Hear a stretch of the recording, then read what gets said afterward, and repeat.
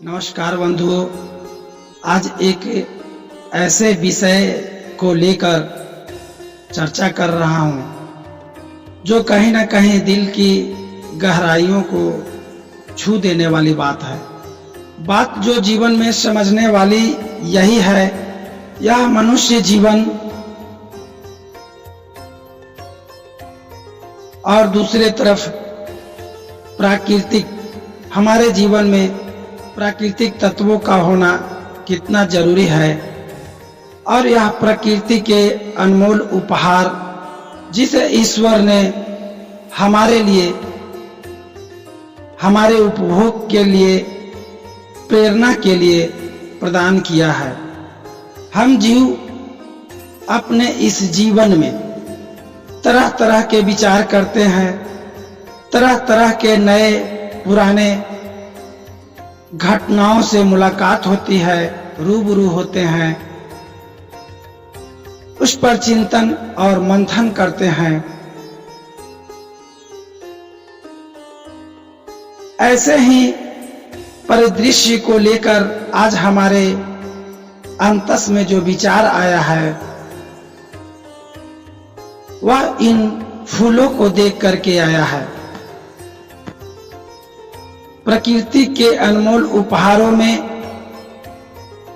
यह पुष्प जिसका जीवन क्षणभंगुर होता है, कुछ दिनों का, कुछ घंटों का होता है, पर यह अपने जीवन में कली बनते हैं, पुष्प बनते हैं और अंततः मुरझाकर सूख जाते हैं, विलुप्त हो जाते हैं। इन फूलों के खुशबू और इनकी सुंदरता सहज ही हमें अपने तरफ आकर्षित कर लेती है और यह सोचने पर मजबूर कर देती है। कभी एकांत भाव से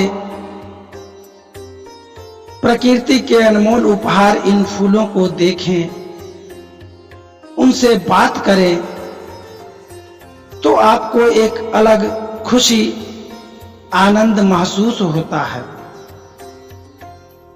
इसके संबंध में विद्वानों ने कहा,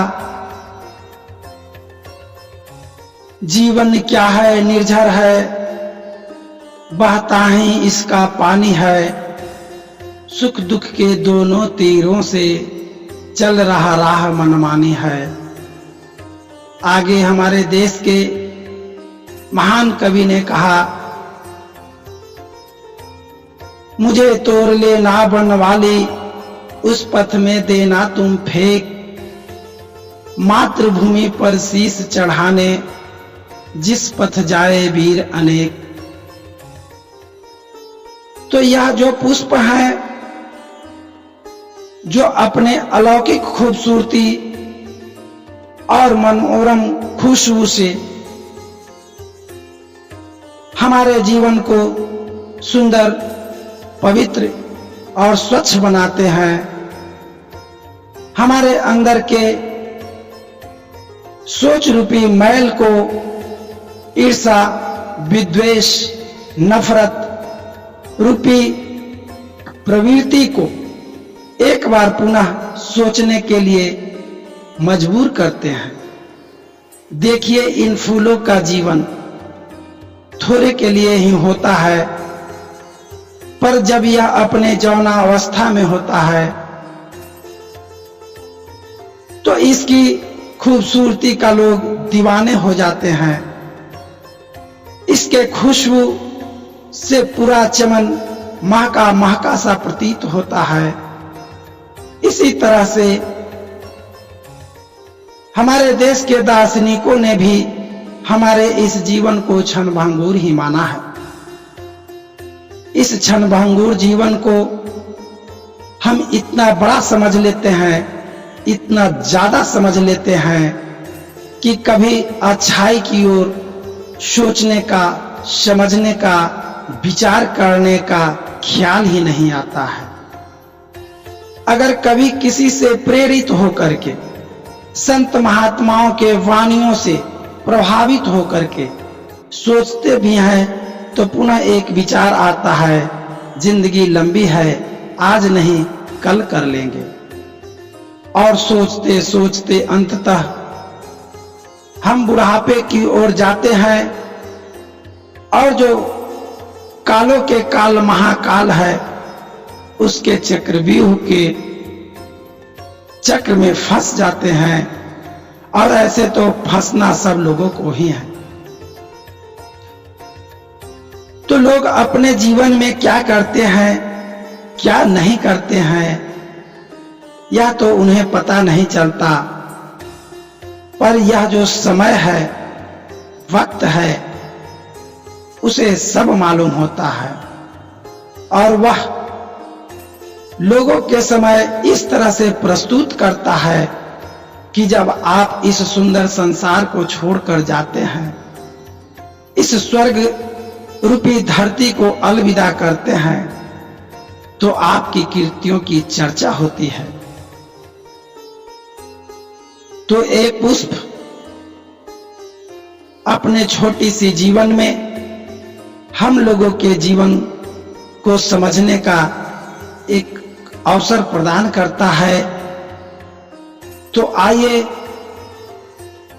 इन पुष्पों के जीवन से हम अपने जीवन को तुलना कर अपने इस जीवन को बद से बदतर होने से बचाएं, अपने आप को उस फूलों की तरह खुशबूदार बनाएं, अपने आप को इस पुष्प की तरह सुंदर बनाएं।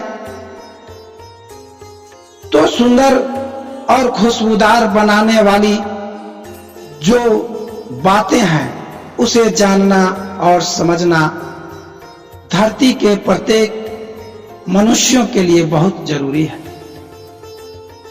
जब हम इस जीवन में आए तो यहां से हमें दो चीज समझने को मिला, एक ज्ञान, दूसरा विवेक। ज्ञान और विवेक का इस्तेमाल कर इस जीवन में जो आने वाली समस्याएं हैं, जिससे कि प्रतिदिन हम लोग रूबरू होते हैं, उससे पार होया जा सकता है। तो सबसे पहले जो समझने वाली बातें हैं वह है ज्ञान। आखिर ज्ञान है तो क्या है? तो हम अपनी शब्दों में समझाना चाहेंगे जो हमारा निजी अनुभव है। तो ज्ञान की तुलना हम उस चीज से कर सकते हैं कि ज्ञान वह क्रियाशील प्रवृत्ति है जो किसी चीज के बारे में समझ उत्पन्न करता है। वह समझ अच्छा भी हो सकता है, बुरा भी हो सकता है। तो ये है ज्ञान। अब दूसरी बात रही बुद्धि का। तो बुद्धि को हम इस तरह से समझ सकते हैं कि जब हमारे जीवन में समस्याएं आती हैं तो उस समस्याओं से निकलने का, बचने का जो माध्यम अपनाते हैं उसे बुद्धि कहा जा सकता है।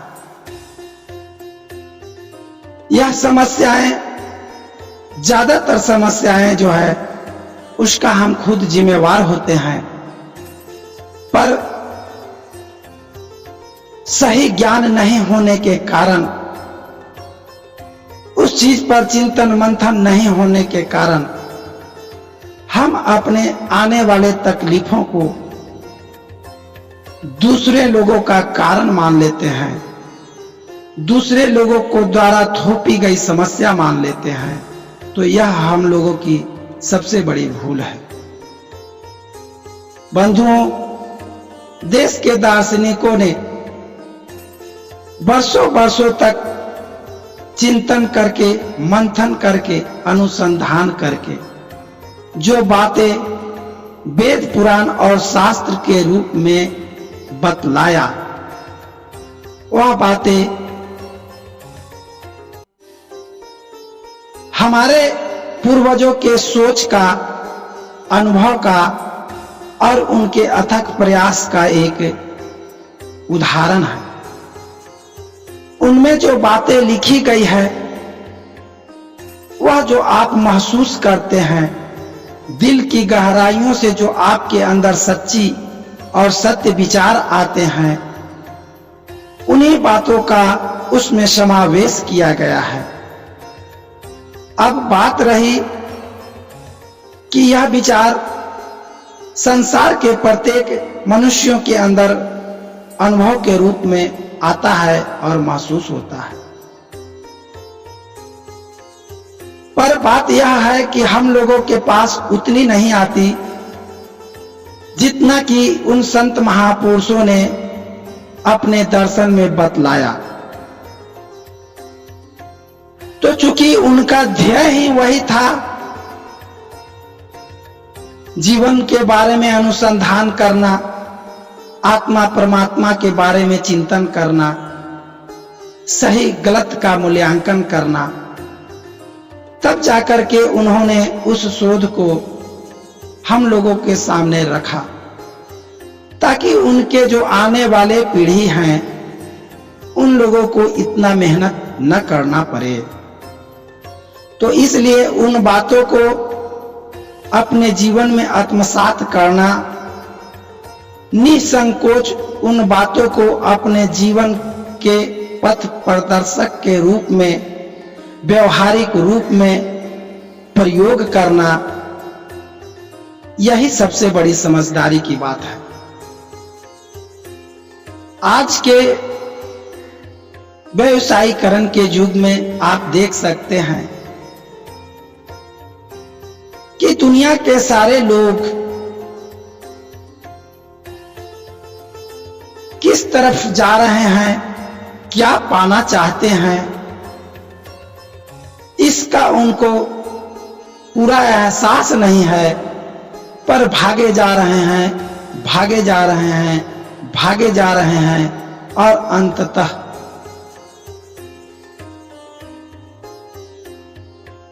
काल कल्पित होते जा रहे हैं। तो यह जीवन जो परमात्मा के एक बहुत बड़ा आशीर्वाद के रूप में हमें प्राप्त हुआ, इस जीवन को समझने की जरूरी है। यह जीवन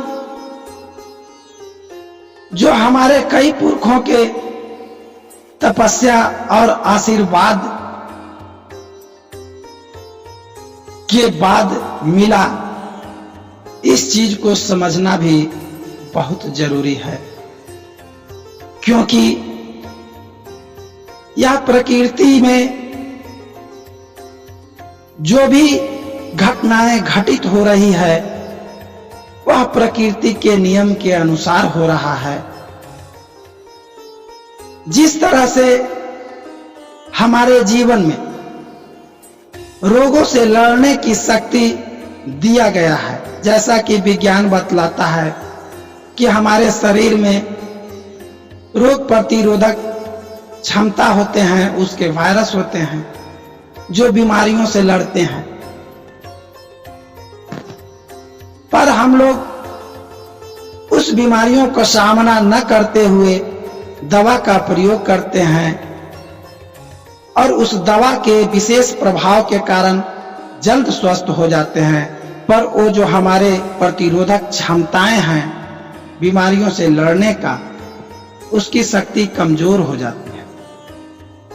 इसी तरह से प्राकृतिक रूप में भी हम लोग जितने भी तरह के गलत काम करते हैं, गलत आचरण करते हैं, प्रकृति के अनमोल उपहारों से छेड़छाड़ करते हैं, जंगल की कटाई करते हैं, पर्यावरण को प्रदूषित करते हैं, जल को प्रदूषित करते हैं, तो हमारा प्राकृतिक ये जो वातावरण है जो जीवों के अनुकूल बना है उसमें विकृतियां उत्पन्न होती है। जब उस चीज पर हम ध्यान नहीं देते हैं और प्राकृतिक का जो मूल स्वरूप है उसमें जब काफी बदलाव करने लगते हैं तो उन बदलावों को प्रकृति बर्दाश्त नहीं करती है और भूकंप के रूप में, प्रलय के रूप में, महामारी के रूप में, युग परिवर्तन के रूप में एक बार इस सृष्टि का विनाश होता है जिसे हम महाप्रलय के रूप में जानते हैं। तो चूंकि आज हम आए हैं इस धरती पर तो महाप्रलय की जानकारी नहीं है, पर हमारा जो ज्ञान है, ऋषि महर्षियों का अनुसंधान है, उनकी बातों से यह साबित होता है कि इस धरती पर जब जब मनुष्य दुराचारी बन जाते हैं,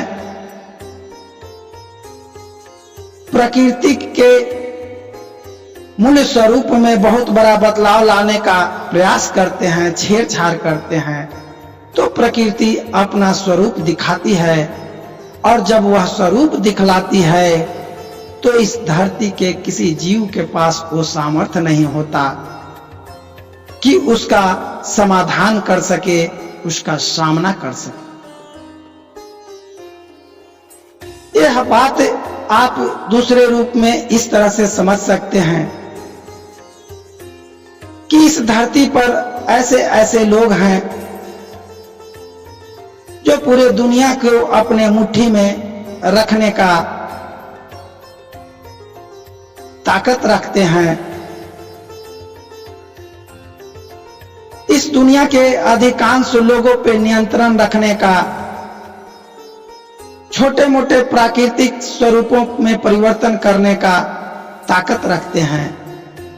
तो जब तक उनका ताकत सत्य से जुड़ करके, सकारात्मक विचारधाराओं से जुड़ करके काम करता है, तब तक तो वो आगे बढ़ते हैं, अमरत्व को प्राप्त करते हैं।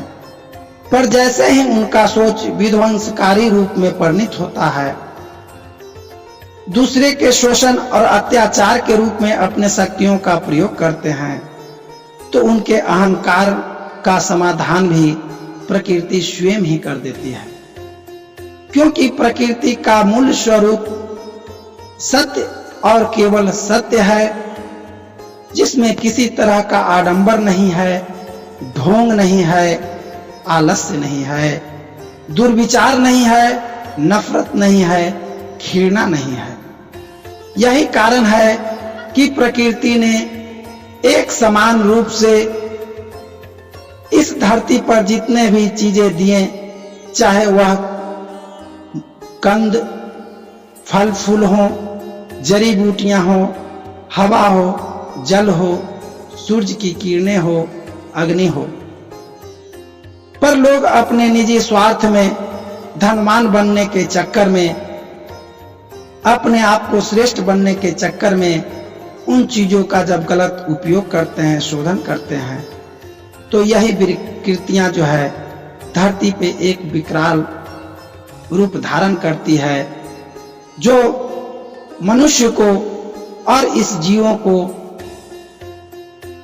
सबक सिखाने के लिए प्रलय के रूप में, महामारी के रूप में, भूकंप के रूप में सामने प्रकट होता है। तो चूंकि हमारा जीवन क्षण भंगुर है, पर यह 100 वर्षों का जीवन लगता है कि अभी बहुत बाकी है, पर वह महसूस होता है। पर जब वह समय गुजर जाता है, जब अपने अंतिम पड़ाव में आ जाते हैं, तब महसूस होता है कि हमारा यह जो जीवन मिला था, आनंद के लिए मिला था, परोपकार के लिए मिला था, सद्ज्ञान के लिए मिला था, वह जीवन व्यर्थ ही नफरत, ईर्षा, विद्वेष, झूठ, छल कपट, धोखा में गुजर गया। और इस तरह से वह जो कहावत है कि मुझको भवः तो उसी तरह से हम अपने जीवन का फायदा अपने विवेक के आधार पर और अपने ज्ञान की बदौलत उठाने का प्रयास कर सकते हैं। इसी तरह से मिलते हैं। जय हिंद।